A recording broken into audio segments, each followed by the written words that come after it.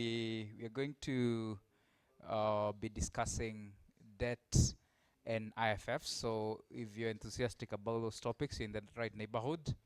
If you are hoping for something else, please stay. I hope this will be interesting as well. So yeah, my name is Daniel Dirango from the Institute of Public Finance. And I'll be introducing the panelists from the left. Riva Jalipa. Riva Jalipa is the tax advisor and researcher at the Amnesty International.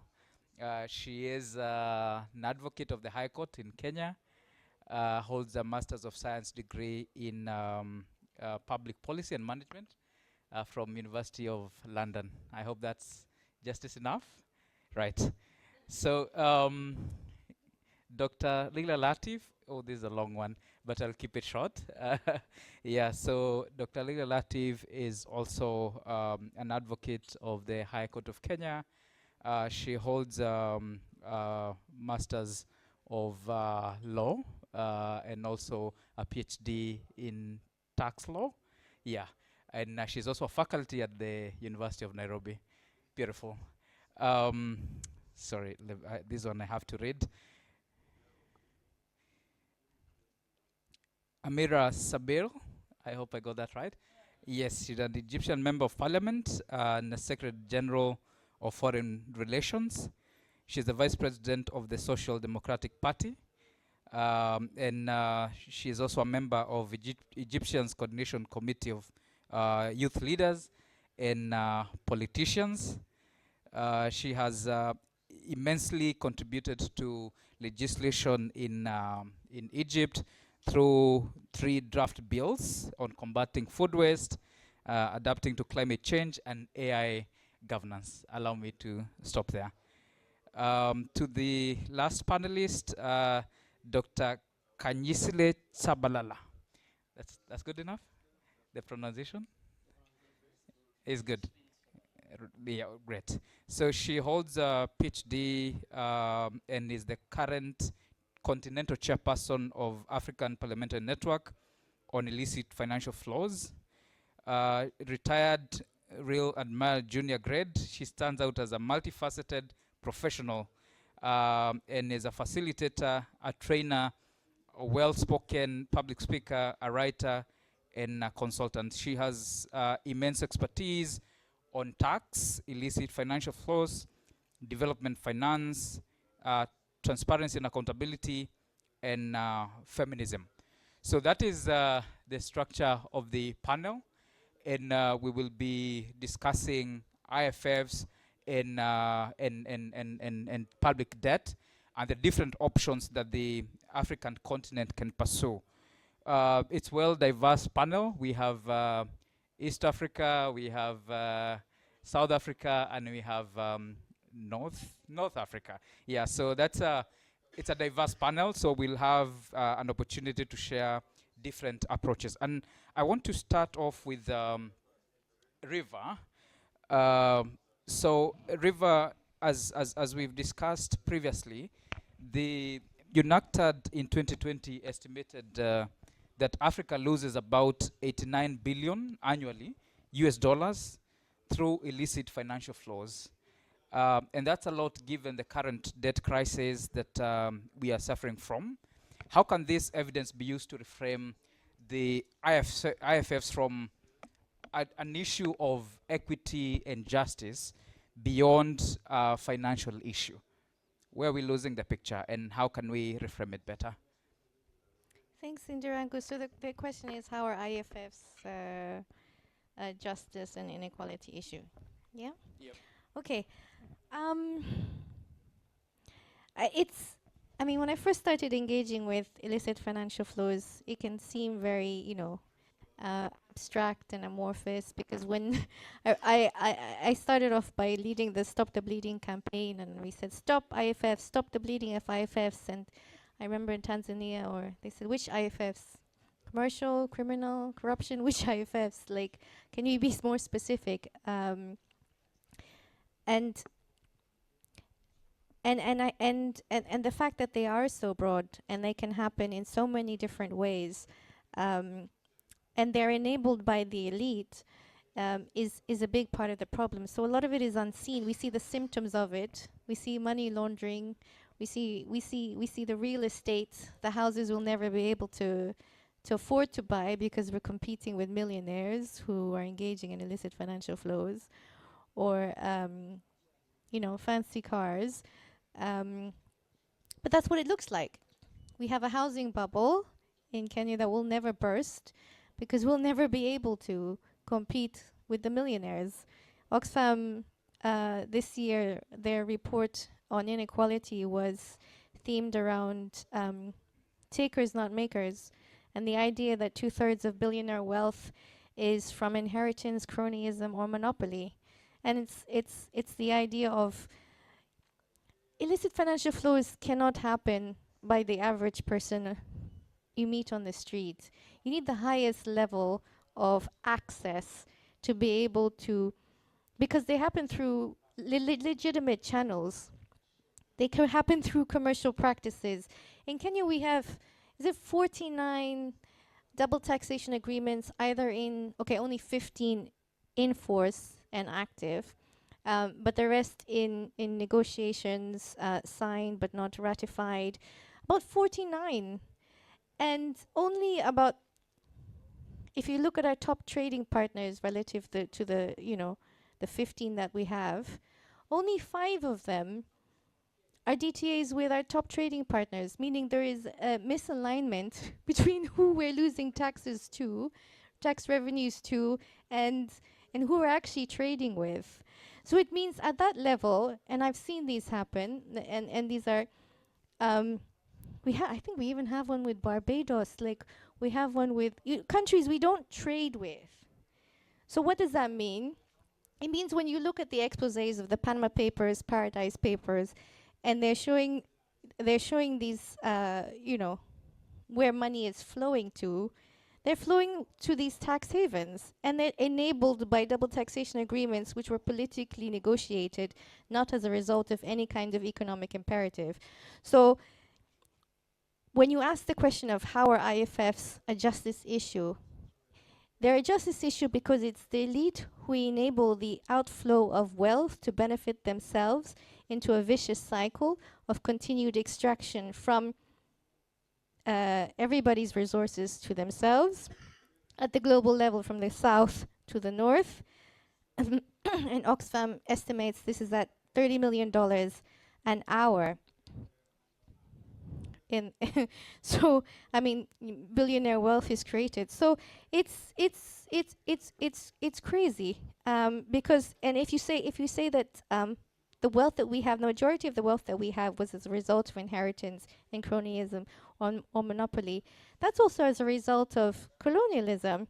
And if we remember the stories of the Drax family or the Trevelyan family that Professor Beckles was talking about yesterday, you can make direct linkages. In Kenya, you can make very direct linkages about who benefited from the grabbing of land, from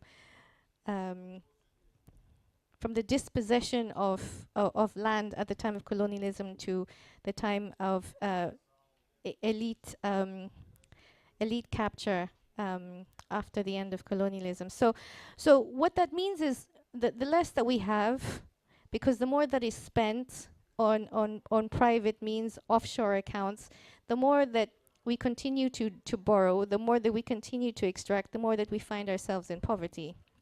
And if I can just share some very sad statistics around our level of poverty, if you just give me a minute. I think it's like only two-thirds of Kenyan tax and inequality. 2/3 of Kenya, I think, can't even feed themselves. The basic food basket. I think it's quite a dire situation. And yeah, sorry. Okay. Yeah, so I mean, in terms of okay, let's just look at the land question in Kenya. Only 20% of land is arable. 3% of farm owners, I mean, the majority of farmed land is owned by only 2% of large land holdings over 494 acres are owned by 3% of farm holding. So that situation already is like we're already in an insecure, food insecure country. 2.2 million Kenyans face acute food insecurity. Our score in the Global Hunger Index is considered serious. Less than 1%, 0.1% of the population owns more than 99.9%. Like I said, 2/3 of Kenyans spend half of their income on food. So if 2/3 of Kenyans can't even meet the basic healthy food basket, then we're in dire straits in terms of the kinds of monies that's needed to move us out of poverty, to have any kind of social mobility, to benefit our situations at all. So what do IFFs have to do with this? If we don't generate enough taxes, we borrow more. The more we borrow, the more we indebt ourselves, the more we increase the cost of living. And if we don't spend any of that revenue on public social spending, on social sectors, which we don't, because debt is our biggest budget item since the last 10 years, then we just impoverish ourselves. So in short, the realization of rights and the realization of any form of development requires adequate resources. And without that, because we enable IFFs, we not only um, um, weaken the social contract and fiscal legitimacy, but we also put ourselves into a vicious cycle of increasing poverty and inequality. Thanks. Beautiful. Thanks a lot, River, for sharing those interesting statistics. I like that you said the elite, that the people with level of access that only politicians and the elite have are the beneficiaries of the $88.6 billion that is extracted from Africa every year. I want to come to Honorable Kanyisile to just reflect a bit on it's been a decade from 2015 since the high level panel on IFFs that was led by Becky was supposed to address some of the issues like misinvoicing, anti-money laundering that River has alluded to. What tangible progress have we made so far? Has this pattern changed? And what are the critical gaps that we should continue to put our spotlight on? Is there anything us in this room can do to quicken the steps towards addressing the recommendations from the Becky report? Yeah. Thank you for the question, and thank you to everyone who attended. I think it's kind of hard to come to something that starts at 4 in the afternoon when you finished at 7 the previous day. So thank you for being here. We have actually gone back because at the time when the Mbeki report was released in 2015, the estimation for Sub-Sahara, and I hate that term because it makes it looks like there are two Africas, but the state at the time excluded North Africa because they calculated it on its own. So anything that is east, northwest, and central, the estimation was about $50 billion a year. And you know that we are far more than that at the moment. I think we have doubled that number. So we are not going forward, we are regressing. But secondly, also, the conversation has been academic in the last 10 years, really. It happens in this room. I mean, as people were walking in, I looked at the people who were walking in, and I thought, should there even be a panel? We must just have a conversation, because everybody that is here has heard this before. So it's like pastors preaching to other pastors. I mean, what new thing are we going to say that people in the room do not know? So that's been a problem, because for the women in the village, the people that Riva was talking about, who has been dispossessed of their land, still do not know there's something called illicit financial flows and what is illicit financial flows. So the message has not trickled to the bottom. And you asked, why is that? I don't know. It's like Look at the structure. I think everyone in the room, look at this wall. Can I ask you to fix this wall or to see what's inside this wall without you destroying this wall? There is no way. So I think the basic dilemma we have as Africans is that we came into a system with Ghana 1957 that has been going on since Renaissance in Europe. And Renaissance happened around 1200, just after the bubonic plague. That's around 1200. And Renaissance might look like, for people who are speaking French in the room, I'm sure they know what it means. But for English speakers, it's a word that looks very sexy. There's nothing sexy about Renaissance. Renaissance is cultural revolution, which Africans have not undergone. And we will not undergo a cultural revolution, Africans, because we are everything first before we are African. See, China is where it is because they went through a cultural revolution, in case you are not aware. America's gone through one during their American Civil War. Europe, through Renaissance, went through a cultural revolution. Russia's gone through one. Everybody that matters in the world, India has gone through one. And Moody is even running another one now. People in South Africa tell me Tata is an ugly car. And I'm like, you can't even produce toilet paper. Leave Tata alone. At least the Indians produced it. Even the machine we use to produce toilet paper, we can't manufacture in our countries. So for me, honestly, the issue here is we are trying to amend a system that we found in progress in 1957 with Ghana. That has been going on from 1200. The rules were set. The ring fences were made. The gatekeepers were installed. And we are coming in really like mad people in an asylum, trying to do a PhD on drugs. You are drugged your whole time, but you are trying to write your PhD. That's what we are doing. Because we are not asking the question, if this is systemic, what then should we be doing? Should we be talking about illicit financial flows? That's why I love Leila. Should we be talking about IFFs, or should we be putting a spotlight on neoliberalism? Because it is inbuilt within this system. These hardships are not only in Africa, Leila. In Europe, there was never a protest in the 19th century. I'm 63, so I can tell you. In the 19th century, Europe was a land of milk and honey. There was never a protest because they were reaping the benefits of capitalism. But it is inbuilt within the system that at certain times, Marx told us about it, it will go like this. So it eats itself from within, and that's where capitalism is right now. It is eating itself from within. Everywhere it's hard. It's not just for us. It's just that for us it's harder because we are coming from a minus.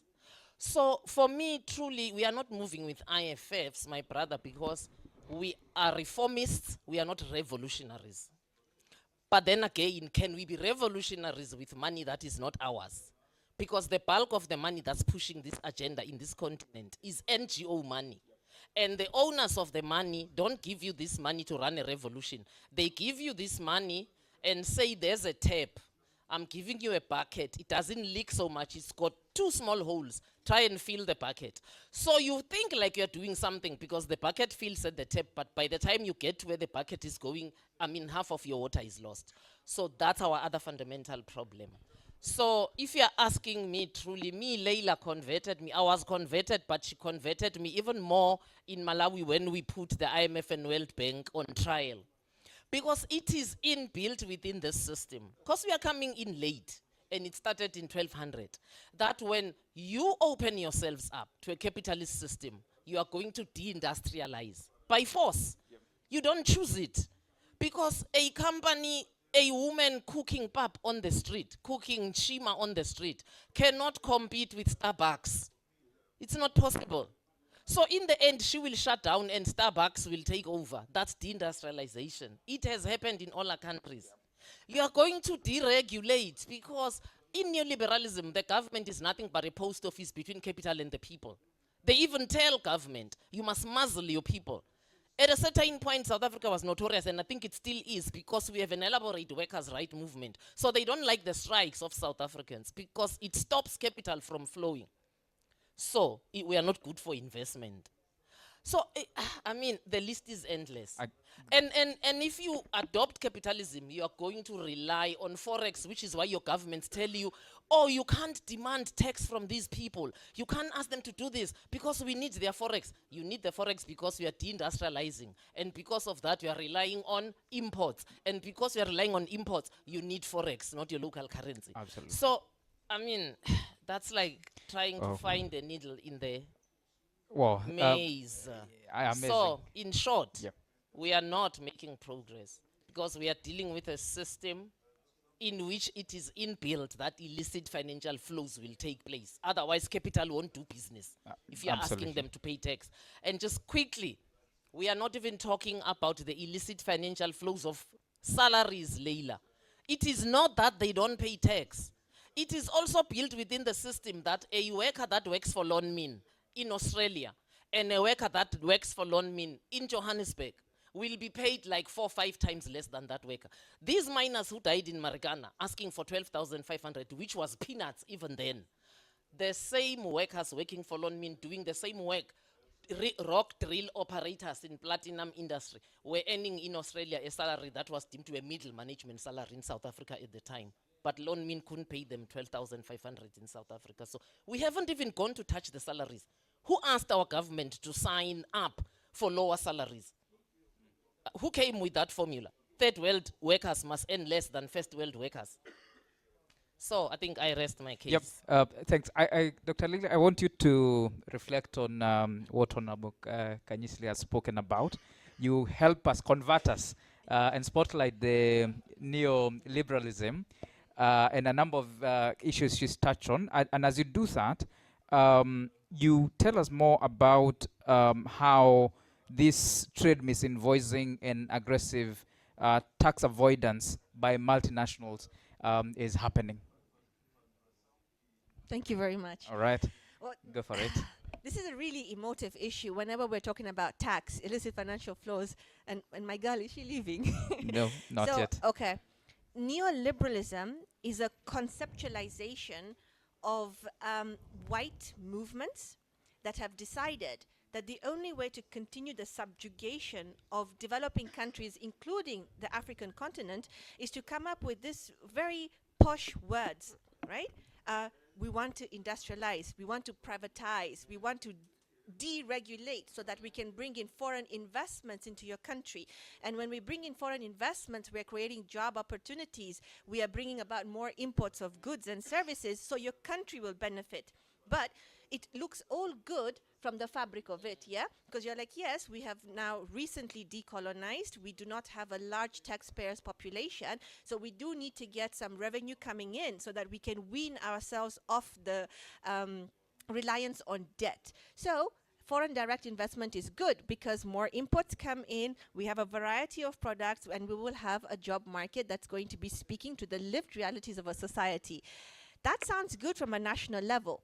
But let's look at it from the context of those who are now sending the imports into our countries, those who are promising investments coming into our countries. What are they asking for? Because these are not decisions that are made unilaterally. They've got to be bilateral decisions, or they've got to be multilateral decisions. So you'll have, for example, say the hypothetical scenario of this country called the United States. It exists, but I mean, I don't want to recognize it because Trump decides that he doesn't want to recognize other countries on the basis of his, tariff problem. So we hit back in the same way. So he says, okay, we want to start importing back into your country using Adam Smith's principles, right? The wealth of nations. There's got to be a sort of an exchange between our countries. So we'll give you investment, and that investment is going to drive the job sector of your countries. You'll have employment, and from the employment, you will tax the salaries, which is going to give you the tax revenue needed to finance development. That's the logic. But when you look at the treaty that's going to design this particular logic, it's basically saying we're asking for incentives. We're asking for the creation of special economic zones where our multinational corporations are going to come and set up subsidiaries in the free ports and are going to now manufacture goods which they're going to either sell into your domestic market at a tax incentive of 0% for 10 years, what they call a corporate tax holiday, or we're going to be exporting it out of your country into another market with no export duties that are going to be liable for these multinational corporations. So you've created a two-way street. You've created a pathway for foreign capital to come into your country to accumulate more revenue, but that foreign capital leaves in the form of untaxed profits. What does that do to the domestic state? Right? You have not earned any revenue, but the labor of your people has been utilized, the resources of your country has been utilized, and the profit sits in tax havens or conduit jurisdictions of these multinational corporations, profiting what Riva was talking about initially, the high net worth individuals. So that you get to see the statistics she talked about. Land ownership in our country gets reduced, but most of the profit is held somewhere else. So that's the problem of neoliberalism. And that's the problem that we are seeing in the way in which we are also trying to decolonize. We're not decolonizing from the perspective of African insights or African philosophical input. We are decolonizing on the basis of how the global forum is telling us to decolonize. So for example, the issue of illicit financial flows. Majority of IFFs take place because of trade misinvoicing, profit shifting, aggressive tax avoidance, right? These are three main formulas. There's so much more that happens within the informal sector where IFFs are rampant, and also because of the digital platforms and the digital service business models that we have, there's a lot more of IFFs that's taking place. That's a subject for discussion another day. But now let's talk about neoliberalism in the context of understanding how trade misinvoicing happens, tax avoidance or aggressive tax planning happens, and also profit shifting, how that also happens. So there's a reason why this happens, because we allow for a global architectural design. And this design is what we call the international framework of taxation. So countries need to trade with each other, but in the form of trading, profits will be made, income will be accumulated. That profit and that income can be taxed by the countries that are trading.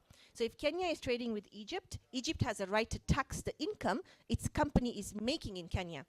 And Kenya has the right to tax the income of the Egyptian company because that Egyptian company is earning that income from Kenya. But if we tax and she tax, it's double taxation on the company. So now the logic here is this company will not make profits, so it's either Egypt tax or Kenya taxes. And then we have that bilateral engagement to say, okay, what do? We can't decide because we were under colonial rule. So we had the OECD treaty, right, that says the resident countries are the ones who are subject to taxation, so the residence rule applies. So Egypt is a resident country because its company is operating in Kenya. You earn your revenue from Kenya. Kenya Revenue Authority does not tax. It's Egypt that will tax. It's logical from the OECD perspective. But you've utilized my roads, my electricity, my water. You've utilized my people. Should I not tax? So the OECD logic was not very clear. It favored the developing world, the developed world, not the developing countries. So then we had the UN model that was designed. And the UN model said the source country has a right to tax, which was a good leeway.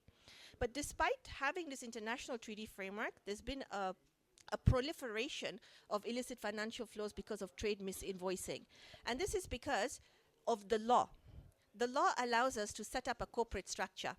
And corporate law is very exciting. I could set up a company in Bahamas, and I set up multiple subsidiaries of the Bahamas company around the world. So in Kenya, in Egypt, in Zambia, I don't know, you name it.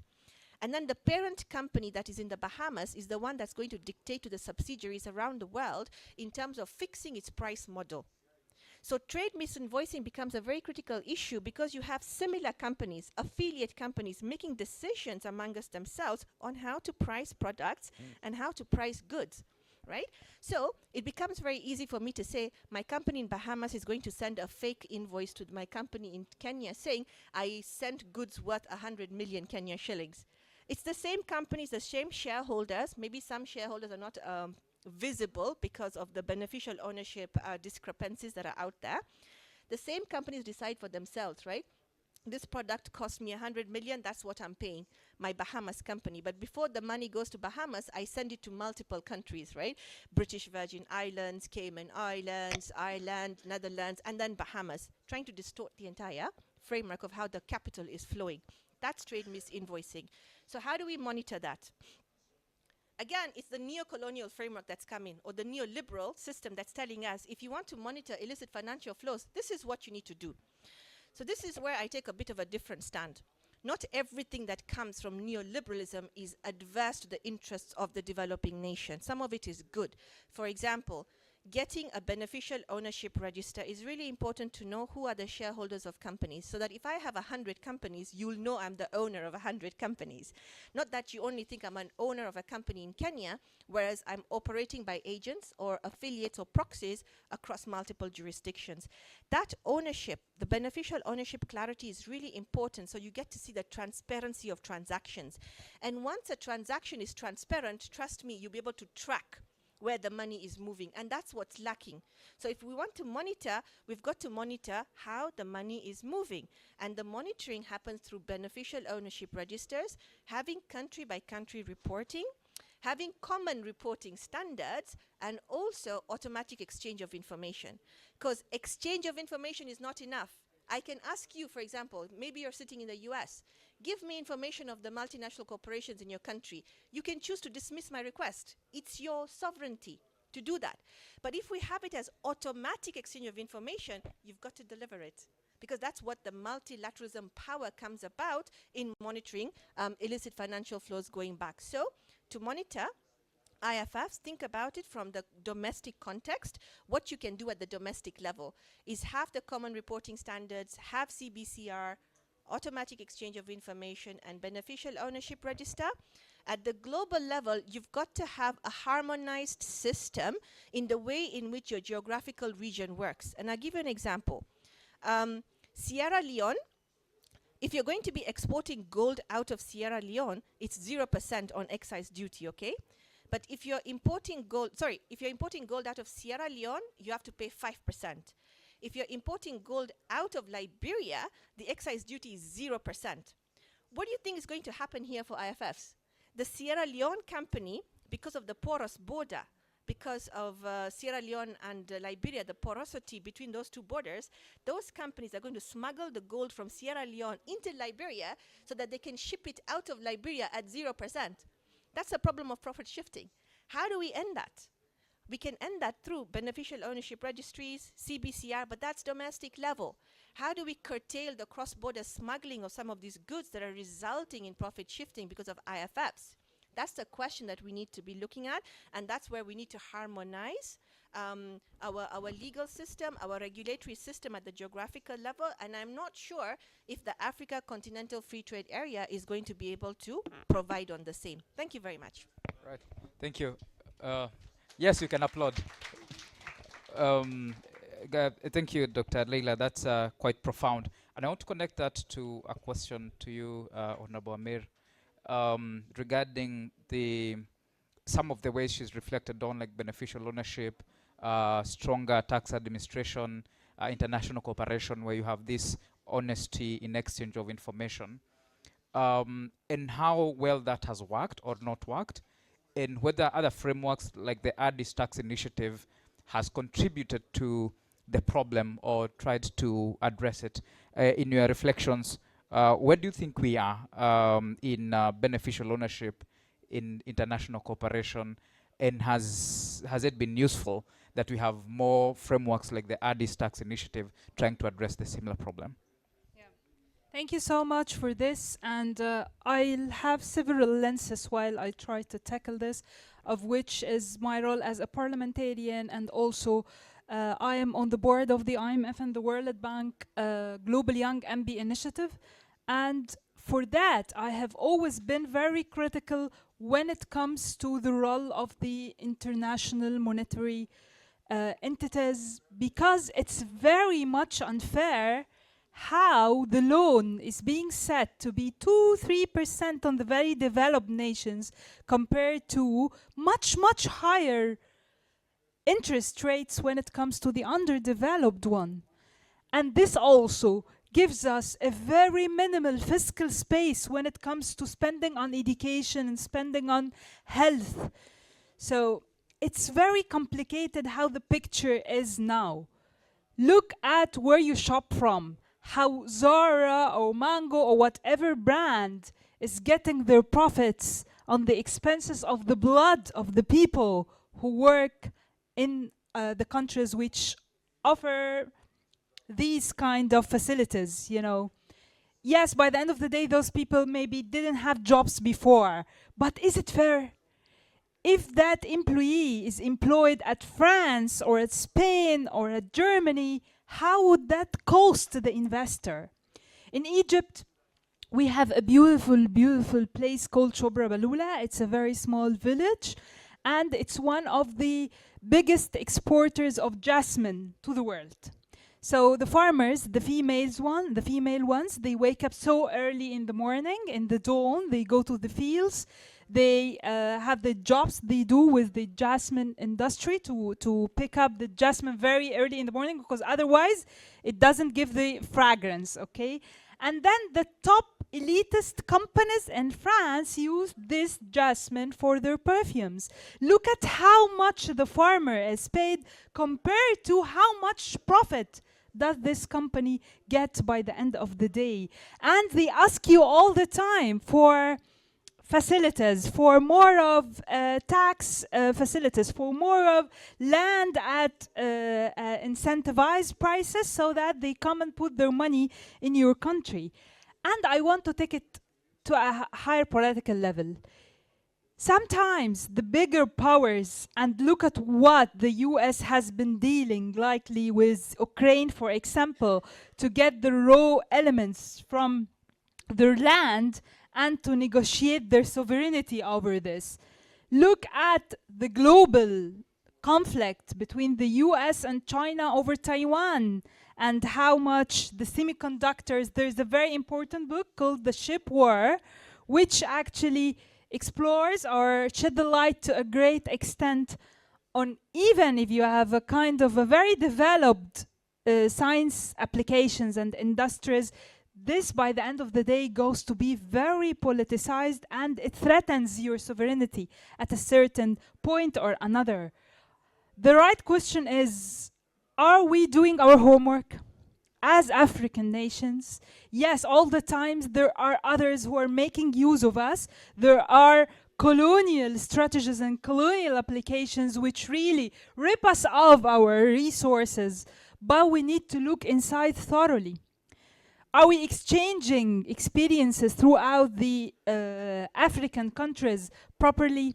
Are we using digitalization to the extent which must be used, because this cuts lots of the illicits of the taxes and of the whole financial structure?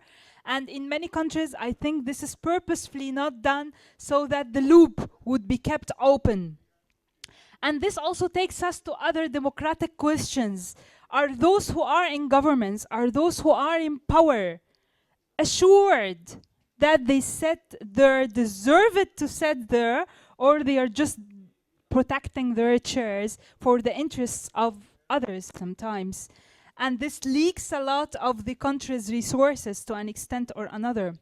And if we look also with a global lens, for example, to what is the standard, where do we place this standard internationally on everything? What is happening in Gaza, for example, now, that is being completely destroyed. Everything that was on earth is just, you know, being into rebels, and no one talks about the people's life as it should.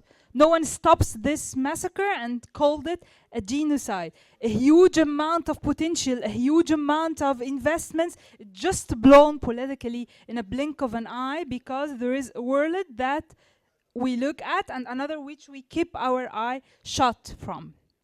So the issue of the illicits and the issue of the whole on how proper the financial system is running is very politicized. And if we don't have this political lens while we analyze what happened, it's a kind of an unfair, not holistic approach. We should see this all the time. And of that also we should question the businessmen of every African countries. What is the compass which directs them, because many of them just looks at money other than any other national interest, and this has its toll.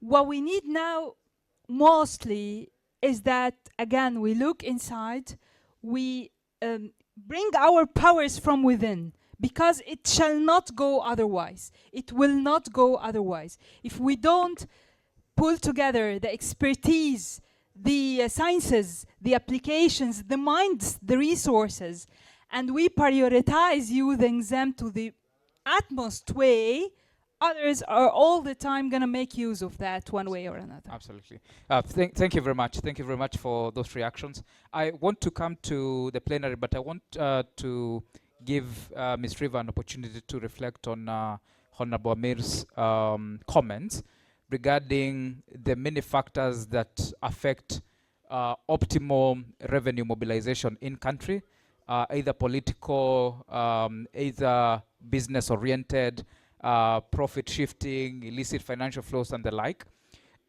What this has resulted to is suboptimal collection of revenue. Domestic resource mobilization has been largely affected. The outturn in revenue mainly falls short of the intention. Fiscal deficits increase, more debt builds. What options do we have to finance? What's the optimal mix for financing development and the much needed services for developing countries?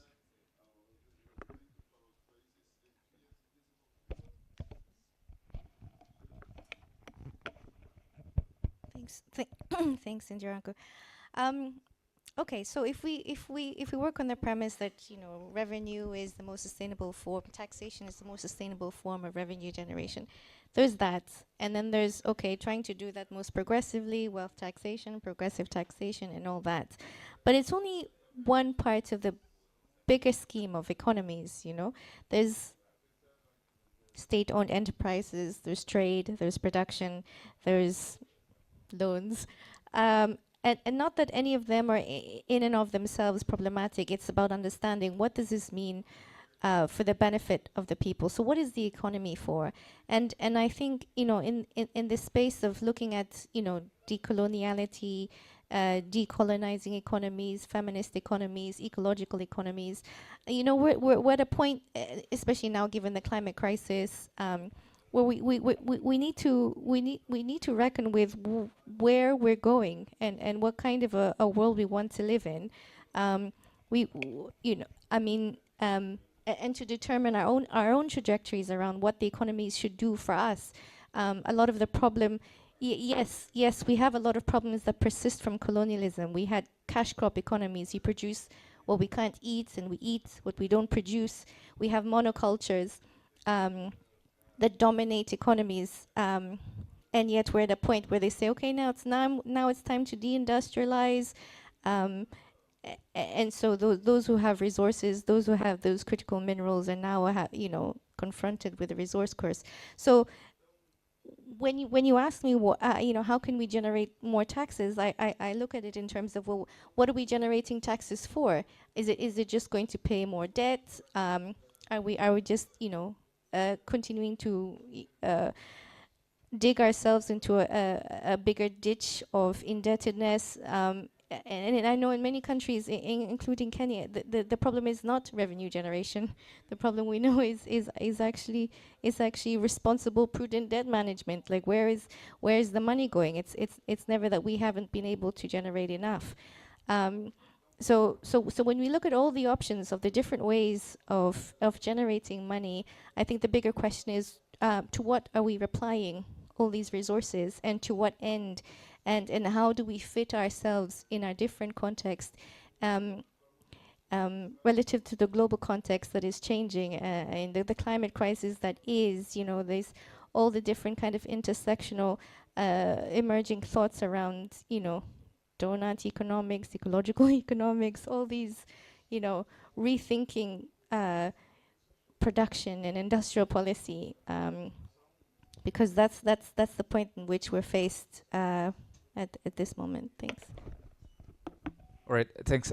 Thanks for getting the mic. I was coming to you. So if if it fails and we don't have revenue and we are unable to um, raise enough resources for development and service provision, what does justice-centered fiscal solutions look like? Could be debt swaps, could be renegotiation, could be anything you think about other than that we are not borrowing more and we are not collecting more, which is a reality in many countries. Because of the high risk of distress, we are unable to mobilize enough in the global market. Because of also the high interest rates that are accruing, then some countries are averse into going to the global market and come to the domestic one, which again, from where I stand, has also an effect on equity because it pushes away domestic investment. So let me pick your mind on what are our options in a justice, equitable manner that we can run to if revenue revenue outturn doesn't fit to what we expected, and also we don't want to borrow more externally. So you have to agree with me that this is a really loaded question, isn't it? Yeah. Okay. Is there any country that is self-sufficient so that it doesn't need to borrow money? No. Yeah? So if you look at the debt to GDP ratio of Japan, right? It's almost 200%. But Japan is functioning. It's a first world. It's got the best infrastructure. It's digitalized. And then you look at Pakistan, again, similar ratio, debt to GDP at 200%. But Pakistan is almost like I wouldn't want to say a failed state, but it's a developing country with a nuclear power, but it's not able to meet the socio-economic standards of living of its people. Yeah, there you go. And then you come to Kenya. It's almost 65 to 67%, and we are almost hitting towards fiscal austerity. Why is that? That's the first question, right? The first answer. How the spending is what are we spending on? What are we spending on that is generating revenue for us so that we're able to say this is more money coming in and we're able to now finance our development goals? But those are questions of economists. They can sit down and they can have those discussions in broader daylight.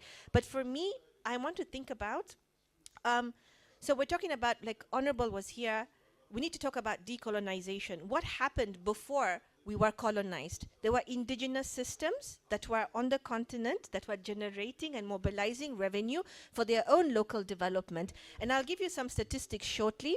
I'll just talk to you quickly about zakat, which is a form of a tax on wealth from the Islamic system. So every Muslim who has a certain threshold of revenue in the terms of savings, gold, NFTs, you name it. If it reaches a particular threshold, every year they've got to pay 2.5% tax on that.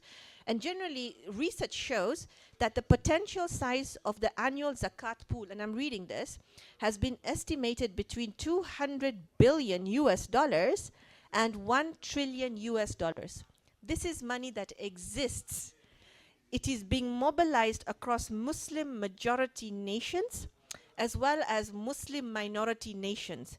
I personally did research work in Kenya, and I interviewed 120 taxpayers of zakat. And 120 of them had generated 73 million Kenya shillings in 2021 as what they paid out in zakat to certain institutions and individuals. 73 million is enough to put up 6 clinics in the rural area of Kenya. That is an answer to your question. There is money that can be mobilized at the community level, which can then have a redistributive impact to the society we are in. How are we not centralizing the concept of zakat and making it part of a country's fiscal system is beyond me. So there is one option that exists. The other option is the digital economy. We're not taxing it to its maximization. Currently, nobody is taxing data. Do you know how much data is worth? Any guesses? You leave alone that new petrol. Tell me how much is it worth? Huh? So according to Oxford, they say the minimum data value that an individual generates is $250 annually. That's minimum. It may be nothing. $250 minimum. The number after AI applications. Exactly. So you do 250 times 3 billion people for the sake of it. So 6 billion, 3 billion. How much money is that? It's flowing through undersea cables, being transmitted across Kenya to other jurisdictions where private companies are reaping the benefits in terms of making bigger profits for their shareholders. We're not taxing data. The taxation of data is not on the table of even discussions at the United Nations, where we're trying to talk about the Framework Convention on International Tax Cooperation, because we want to say OECD, to hell with you, UN, you've not really served the purpose, and therefore we want to have a new framework, right? For the purposes of thinking about taxing rights. So data taxation is also not being discussed on the table, and that's a huge gap. I like the word that you use, the loop, right? It's the loop that we're not looking at within the revenue basket. And then there's something called algorithms, right? Algorithms study you. Right now she's recording, God knows what she's recording, but whoever uses their phone, statistics say, if you're on the Google platform, and you stay on the Google for at least a minute, you've helped Alphabet, that's the parent company, generate $12 a minute of your time. So somebody like me who spends almost 6-7 hours a day on Google, how much am I generating for Google? So the algorithm is learning my capacity, is learning my choices, my informations. It creates those algorithms, and then I get services delivered to me or services created for me. I'll give you another example. I don't want to be long. There's a company called Scania. It's a Swedish company. It's the one that makes the Scania trucks, okay? So now they've now started fitting themselves with motion detectors. So once these trucks come into like many countries potentially, when they've been driven from the port all the way into the internal rural areas of the Congo, they're actually signaling the road conditions of the entire network from Mombasa all the way to Congo, and all that data is going to sit in Sweden. That data is helping Sweden understand the infrastructure of a particular country. So they know the roads are good from Mombasa port until Voi, but then there's a problem from Voi to Machakos. Okay, those are areas in Kenya. And then from the borders of Kenya to Congo, this is how the road network looks like. And on the basis of that, they then go and design the tires. Sufficient tires, robust tires that they will use for their Scanias.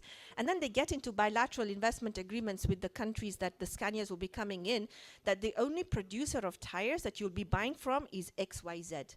That's a form of digital colonialism that authors like Shoshana Zuboff, Nick Couldry, and Mejias are talking about. So there's this new concept of digital surveillance, which is becoming digital colonization. And we need to think about putting a tax on algorithms, and my proposal is to tax it in the form of creating algorithmic levies. That's what we need to do. And then you've got the digital business platforms, right? So Netflix, how do we tax Netflix? The government decides to impose, for example in Kenya, a 16% VAT on Netflix. That VAT is regressive because the people, the subscribers to Netflix are the ones who are going to pay that 16%. But the company is generating how much? In billions of revenue, right? Why are we not imposing a tax on that company itself? It's because at the global level, we haven't yet decided how to tax multinational digital corporations. We were supposed to do that through Pillar 1, which is the OECD framework under Amount A. Well, America said, if you do that, we're going to retaliate with tariffs. What happened to Pillar 1 and Amount A? It's gone, it's been buried, right? So we do not have a global framework on how we can tax the digital economy. And that's the biggest loophole. I can give you statistics, OpenAI, the model for ChatGPT, $1 billion in revenue. And that company is registered in Delaware in the United States, and Delaware is a tax haven. So OpenAI is not paying any tax on $1 billion revenue, but it's extracted data from every user in every country that has powered that AI to become what it is. It's not being taxed. So if we're to put a percentage price on just taxing Google, for example, say 12 billion of its revenue is taxed at 2%, how much money does that generate for us? So the issue here is, if we tax Google at the global level, how do we know how much of that revenue should go to Kenya, should go to Malawi, should go to Congo, to Eswatini? So those are the rules that we need. And we were coming up with those rules under Pillar 1, which failed, but now we have a chance to design those rules at the United Nations level where we're discussing the Framework Convention. So taxing the digital economy is really important. We need to figure it out, and we need to look at our indigenous systems. Zakat is an example.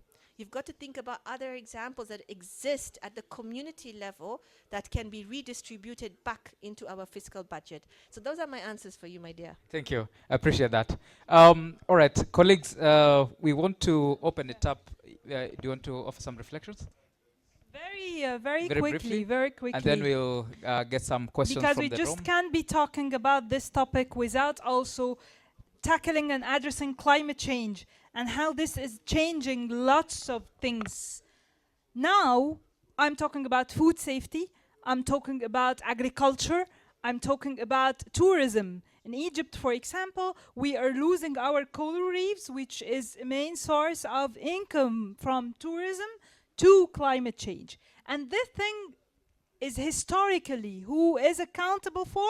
It's the industrial companies. The whole Africa contribution to climate change is extremely, extremely minimal. I'll not now talk about slavery. I'll not now talk about the amount of resources which were drained from our continent, but I shall highlight the huge burden which the countries of the continent is suffering from year after year, and we are left alone to face it all and to pay from what should be paid for the developmental lanes, for schools and for hospitals and for social protection, just to mitigate or to counteract what we are left with from climate crises. And this has been very harsh year after year.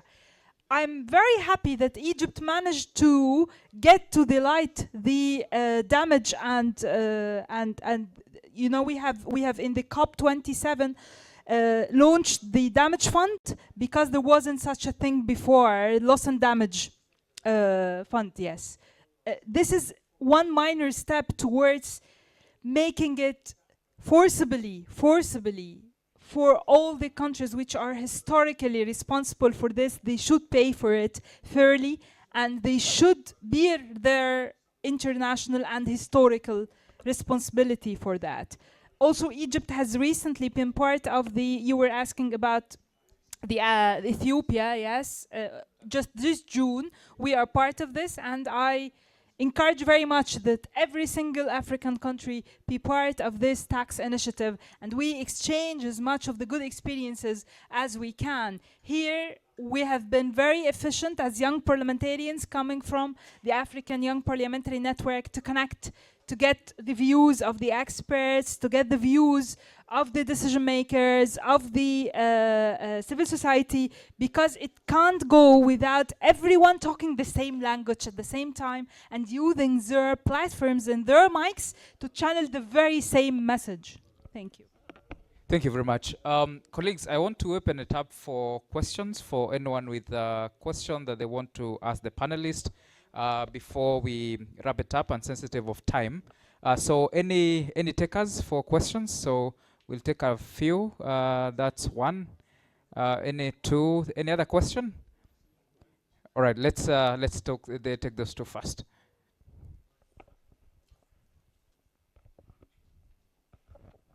Eu vou falar em português.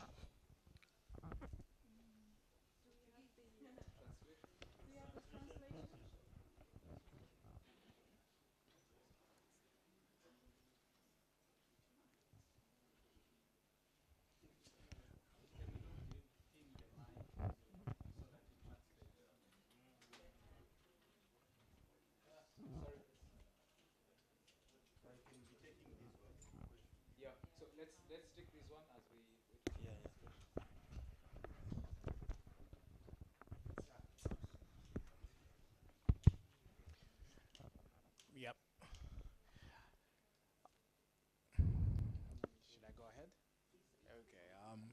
Thank you very much. I think those are very, thought-provoking.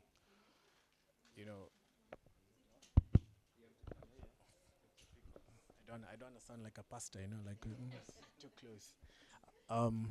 Is it much better? Okay. Thank you so much to the panelists. I think some of that, you've really provoked, certain thoughts and ideas. My question is around, I know, we've really covered a lot on the transparency bit, talking about illicit financial flows, transfer pricing, trade misinvoicing, and, as a accumulation of also the discussions, within this 5th edition of the African Conference on Debt and Development. My question is on the accountability, because, we are talking about reparations, we're talking about the monies that we are owed. However, we also coming from Kenya, we do understand, the type of peculiarities within our, public finance management. And one of the biggest thing is corruption, mismanagement of these particular funds. So my question is, we might put this sort of, transparency frameworks. However, if we don't really focus on the accountability, and I'd like to hear more from the panelists in terms of, what are the measures when it comes to accountability that, we can go back to our countries and really ensure that we have the systems in place, so that if we are expecting, whether it's, reparations from the global north, whether it's, when, someone touched on climate finance, whether it's, the new, collective quantified, goal. Do we have the systems? Do we have the culture? Do we have the discipline to actually say that if we receive this new injection in within our our budgets, that they will be utilized, and we will advance? Because currently I'm just thinking, especially now with the US and states looking inwardly, more populist leaders emerging, we have to also look at what we can do as countries. How do we build our structural transformation, like transform our economies? However, I just want to hear more about the accountability. What are some of, in your views, what are some of the measures that can be put in place so that we have this structural transformation when eventually maybe we get the reparations, eventually there's little profit shifting, and companies are able to pay their fair share of taxation. So yeah, I'd like to hear more about the accountability bit. Thanks.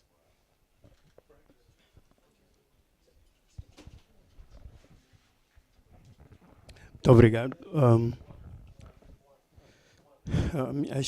Não sei se são perguntas ou são exclamações, são comentários, mas gostaria que os painelistas tomassem atenção para ajudar a refletir, já que estamos a refletir, é uma reflexão.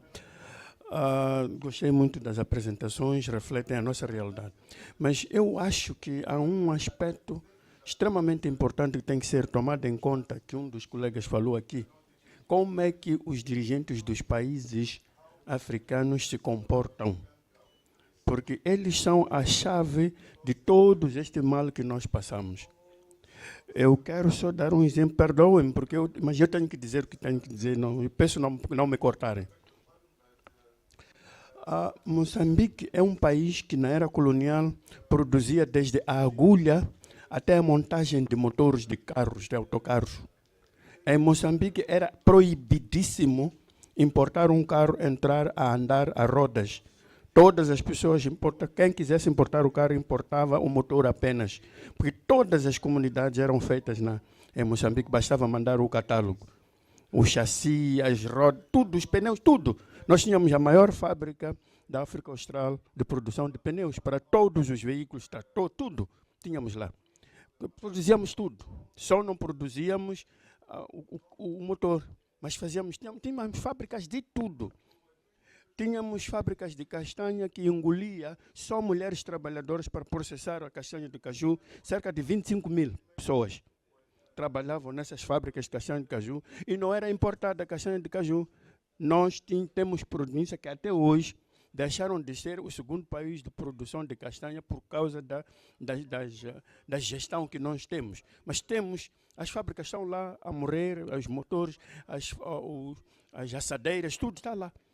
Então, se calhar não é exatamente porque lá fora vem nos impor.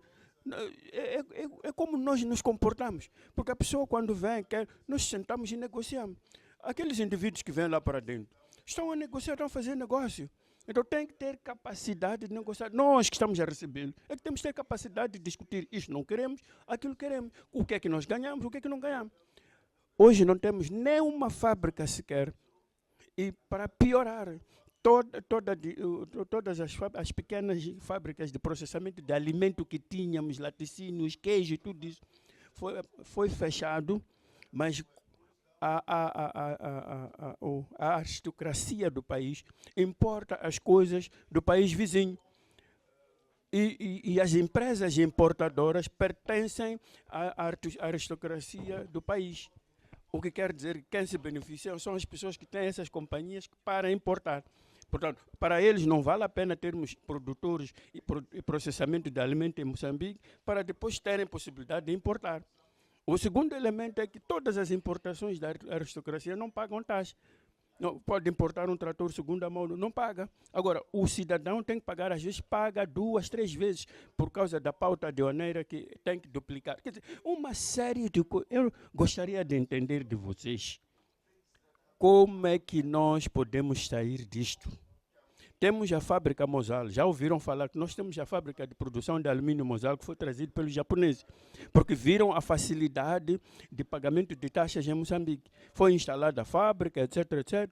Agora que a sociedade civil está a fazer barulho para renegociar as taxas e pagarem as verdadeiras taxas, a Mosal está a dizer que quer ir embora porque não estamos a subsidiar a energia. A energia é moçambicana, o terreno é moçambicano, o material, parte do material-prima que eles precisam para produzir alumínio é moçambicano, mão de obra. Então, querem ir embora por quê? Porque já estamos a fazer barulho para eles pagarem os 32%. Por favor, eu gostaria que elaborassem isso aí um bocadinho. Como é que... Porque eu penso que deixaram de fora o comportamento dos dirigentes, que inclui corrupção. Muito obrigado.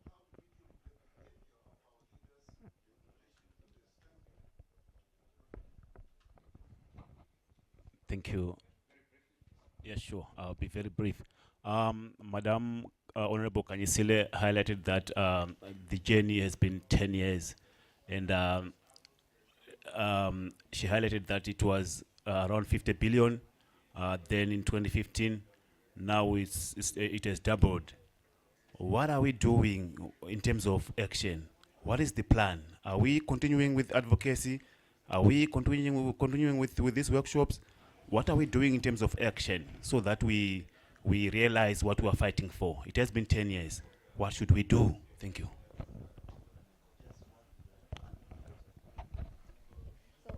Okay. Leila. Yeah, at international level, we are aware that the civil society NGOs have been pushing for the taxation of digital economy. But do you think that African countries have the common voice when it comes to advocating for taxation of a digital economy at international level, and support that the digital economy was taxed as we are demanding it at international level? Will taxes levied from that economy benefit the people? if it comes now in the state of being that we are in which we are now. So what do we as people can we do, or you as MPs, to make sure that if money comes in, it can benefit the people? Because if, let's say, Google accepts to be, to be taxed in Kenya, in Ghana, will it benefit the people? Are we ready to receive that money and use it for the people? Briefly, please. Being kind of worried about just some of the framings, because it's as if we're stuck with the colonial kind of framework we've been given. And so I think, rather than, for example, how much is it that we could extract from, say, the digital economy, what is it that we can create? What is it that we need to do to be able to create the knowledge? Because really, that's where the value is. And it just feels like we're playing catch up. And I'm sure that, I'm quite frankly sure that if we continue to think within the framework that's been handed over to us, it's going to be very difficult for us to break through. And I think this framing, and it's not just simply some of the questions, but I think the broader conversation, really we need to challenge ourselves about how do we break out of it, not how do we tinker with the systems we have at the moment, because frankly, that has not helped us. But I wanted to come back to something that I think from the Mozambique raised. I think one of the solutions, if frankly, lies in the value we add to agriculture. Because if you look at the quantum of resources going into the importation of food to this continent, that is essentially work resources we're just simply sending out. They can price it anyhow because we don't produce the food anyway.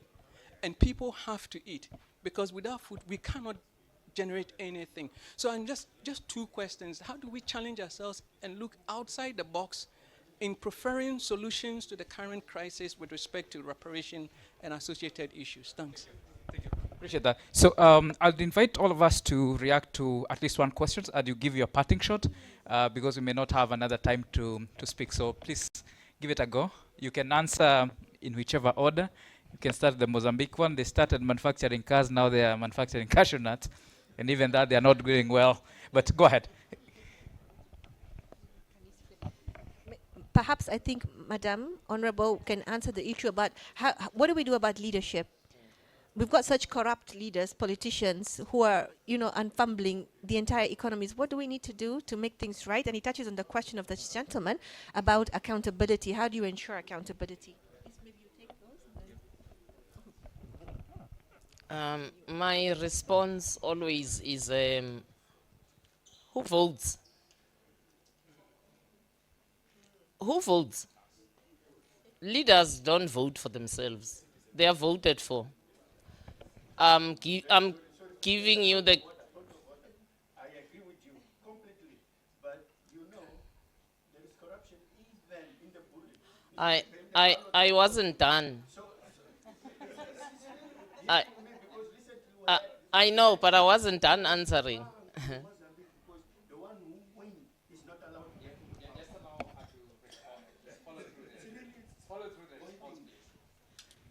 Yeah, and if I can boil like you, then there's no conversation. So someone amongst us needs to listen to the other. Leaders don't put themselves in power. That's one. Two, for me, where you feel that elections were rigged, why do you then go ahead and accept them as a party? There's something about us Africans that does not want to fight, and we need to accept it. France, and I think you were in France then, Apo, went on a toy of 3 years, the yellow jackets. 3 full years, Africans can't sustain a toy of 2 months. We are fatigued, we are done. If you start a war, I'm a soldier. If you start a war and you are not going to finish it, why start it in the first place? Why start a protest you are not going to bring to fruition? Because then don't start it. Because governments know, they bank on it. They know that in 2 months you'll be fatigued, you'll move on, and then the situation will go back to normal. So That's 2 for me with leaders. 3, the current electoral systems in Africa allow this. Has it ever struck you? The way the electoral systems of Africa are structured, it allows it because it ties in with what I said before I left. It ties in with a neoliberal system. I'm going to ask you a question. America has been at war from 1945, but America is in trillions of dollars, one country. We are in trillions, we're a continent. Trump won because the cities are decayed inside.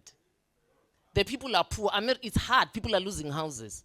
Do you think any American voted for these wars? Truly.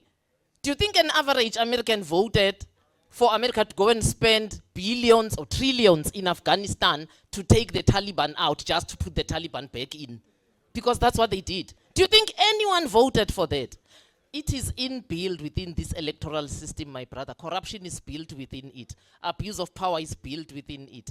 Because it's a neoliberal system. It's an imperialist system. It's not capitalism. So what we should be asking ourselves here for a way forward in terms of questions is what my brother raised. Please, he's not looking at me. It's what he raised. Do we want to amend? Do we want to reform? Or do we want to eradicate and say we are coming up with a system? China did it. China is not a communist country. They were. They tell us that they are, but we know that they are not. They've taken good things from communism and good things from capitalism, and they are running a system they call the Chinese way. Where's the African way? We just keep doing catch up and doing things that the system has given us and trying to plaster over the cracks of the system. We know by now from Ghana 1957, elections don't work in Africa. So why do we still pursue them? And do you know how expensive they are? There is nothing as expensive as elections, people. Money flies in black bags. I'm not talking about the elections that must pay for the voter stations. That's obvious money. I'm talking about the one that flies in the boots of cars in black bags. So much of it. So why are we continuing is my question. 2, Burkina Faso, and I was there 3 times now. And I'm lucky that I've met Traore. Burkina Faso, Niger, and Mali are doing it in a different way. But how are we supporting them? Because the AU has not even embraced them. The AU keeps telling them, go back to democracy, meaning put France back into the mix. Because elections are expensive. When you say go back to democracy, you are saying, France, choose your candidate, fund them like nothing, so they win in the end. It is not politics that win elections, it's money. It's money, it depends how much money you have. So for me, honestly, when people ask me about leaders, I always say, let's talk about the system, because these are systemic things. If we are not prepared to eradicate the system, then we shouldn't be in this room. Because me, I'm anti-capitalist, I'm known. Anti-capitalist, and I am anti the electoral systems that we pursue. We need different electoral systems, if we need them at all.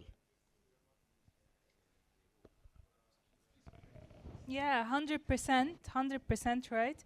But at least let's ask the question of what could be done now, given all what Her Excellency has been saying and mentioning about the electoral system. Why say that at least everyone in this room should know who is the MP who is representing him. This is a start of a solution to go and ask, to go and force, to go and like held them accountable. Because most of the time in my country, in many African countries, the people who has the right to ask their MPs, they don't use this right at all. They don't even know their names. And this is one step towards fixing it. Okay, excellent. So I fully agree with the submissions made by my colleagues. And I'll answer the question by Apollonia. We do not have a global position or a common position or an African position on taxing the digital economy, and that's a problem number 1. So I was in New York during the time of the discussions on Protocol 1. Protocol 1 is where they're talking about taxing cross-border services in a digitalized economy. And I'll tell you, as a lawyer seated in that particular room, I was so disappointed, because when the question came up about what do we need, what are the types of taxes we want Protocol 1 to cover, not a single country said that we want digital services or the taxation of digital business models to be covered. The only country that brought about DST was France, interestingly. And interestingly, Ghana shot down that proposal. So I'm like, we want to tax the digital economy, but here is Ghana saying it should not be part of the protocol discussion. When are we going to then discuss it? So I thought to myself, hold on, maybe it's a tactic. Because maybe it may be better not to tax the digital economy at the global level. It may be better to tax it unilaterally at the domestic level, because we may be able to get more in revenue than waiting for the rules to be, designed for us to think about how do we now apportion the income from Google to different particular countries. So I said, maybe instead of me now criticizing why did Ghana do that, maybe I need to sit back and think about the political ideology that is now framing this discussion, because Ghana voices the African approach at the UN. So we don't have an African approach at this moment, because we don't even know how the digital economy is beginning to now become quite ubiquitous, right? So we understand their digital business models. Yes, there's the subscription base, there's the freemium, there's the premium model, but the digital economy is digitalizing within itself. There are more streams coming out. Like these loot boxes now, where money launderers are using loot boxes to clean their dirty money, and then they're kind of extracting that in the form of bitcoins. So how are we following that? How are we taxing that? We don't tax bitcoins. We don't have blockchain technology across all sub-Saharan African countries. So maybe we're not ready to talk about having a common position on taxing the digital economy. But there is a proposal, right? And I'm going to share with you a write-up that speaks about the breakdown of what this proposal looks like. And it's going to be subject to debate going forward. Kwesi, your question was very important. And it's a question that I kept thinking about in terms of how do we take back sovereignty. You mentioned the agricultural sector, and you've mentioned the commodities, right? We are exporting, but we're not seeing any earnings coming out of these exports. Kenya, we export flowers to Netherlands, right? And the market value of those flowers in our country is not enough to sustain the financing of a public healthcare institution. But the price of those flowers in the Netherlands is substantial enough to ensure that that private company that's dealing with those flowers is able to buy 10 yachts, is able to send all their shareholders for like lavish holidays in Monaco, tax havens, really expensive jurisdictions. So what's the way forward? Think about global trade.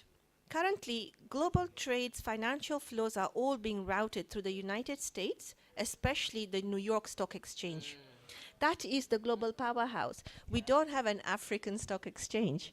We've got the domestic stock exchange, the Nairobi Securities Exchange, where basically nothing happens, right? We've got Rwanda, we've got Burundi. I don't know if Burundi has one, but many countries have their securities exchange. We don't have one at the continental level that can now take the responsibility of saying African flows are going to be routed through this particular securities organization. And I think the Africa Continental Free Trade Area can give us that perspective of having that, because that means taking control over our currency, so that the currency is not pegged to the US dollar anymore. It's basically pegged to the natural resources that the countries are exporting. So Liberia recently got gold, uranium, lithium, rubber, timber, right? So West Africa is doing well with all that. Southern Africa has gold mines, deposits, diamond deposits. East Africa, we're beginning to see the oil and the gold. So why are we still pricing our currency on the US dollar, not on our natural resources? Because the global trade rules don't allow us to do that. So it's an issue of accountability, it's an issue of governance, and it's an issue of decolonization. So that language will continue remaining until we fully become independent in our resources and independence in our currencies. So we need to think about designing this securities exchange system on the continent. What we instead have are international financial centers. So Kenya has one, Rwanda has one. IFC simply means it's an offshore jurisdiction in a country that ring fences all taxes away from the state. So all profits can be repatriated untaxed to residence jurisdictions, which are all white peopled countries, right, without any remittance coming back into our own countries. So the equivalent is having an IFC in the absence of having a full securities regime, the capital markets regime on the continent.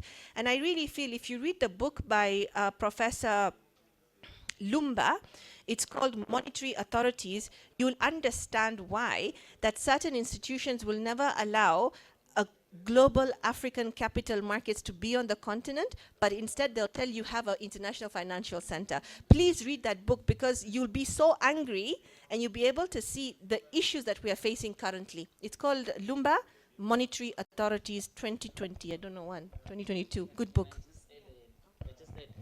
Read that book with a second book called Confessions of an Economic Hitman. Please read it. Not once, many times. All right, thank you. Let's give a round of applause to the panel.